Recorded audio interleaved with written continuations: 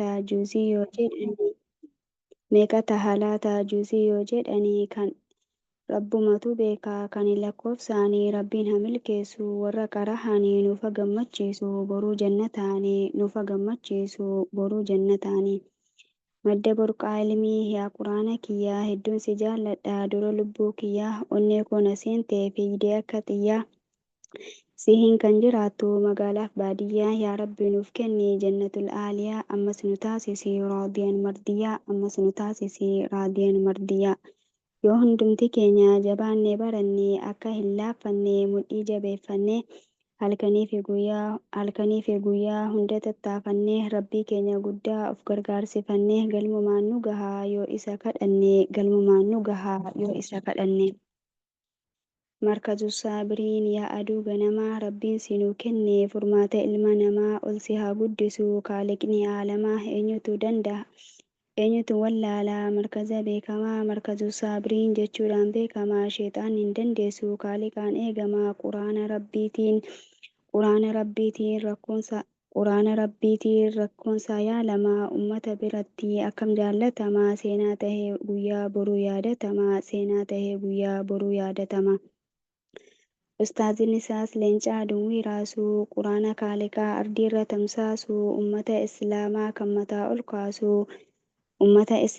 kan mataa ol kaasuu gara beekumsaatti wallaalaa ol baasuu gubboo wallaalummaa kan dhahee facaasuu akhlaaqa islaamaa dhaloota obaasuu baruuf barsiisuutti kan nama kakaasuu jagnummaadhaan deemuu homaan qabu naasuu aduwwii isaanii rabbiin hadhamaasuu khayrii biyya lamaa isaan habadhaasuu khayrii biyya lamaa isaan habadhaasuu.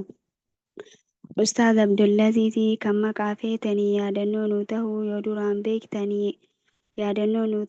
duraan beektanii ammallee baradhaa warri hin beekinii kan dhaabe isaanii markazu saabiriin yeroo isaanii guutuu itti laffahanii isinii rabbiitiin asiin gahatanii wallaahi nu hundaaf fakkeenya tahanii eegumsa diiniitiif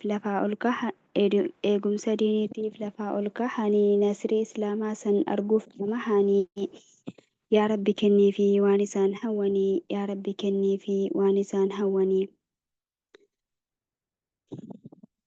Barannee fayyaduu rabbiin nuuf haa kennu ammallee yaa rabbi wanni sitti madhu ati nu laaffisi akka waa barannu nuti shukrii kee yoomuu hin dagannu otoo si qabaannee silaa hin gufannu. Assalaamu alaikum isinin jaalladha onneerraa wallaahi. Walaloo koo har'aa goola buufan deemaa waan na dhaggeeffattaniif guddaa galatoomaa.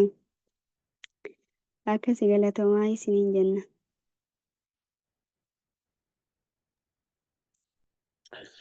Irraftanii Allahu akbar.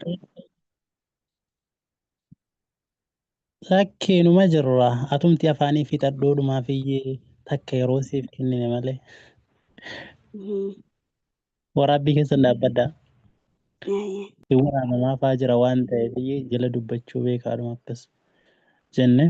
Bareedaadha baarakallahu fiik rabbiin sirraa haa jaallatu sillee haa gammachiisu isin warra guyyaa har'aa kana akkasitti gammachuu obboleewwan keessaniitiif akkasitti hundi keessan gammaddanii bifa kanaan deemaa jirtan rabbi isin irraa jaallatu isinillee rabbi haa gammachiisu waan isin jaallattan.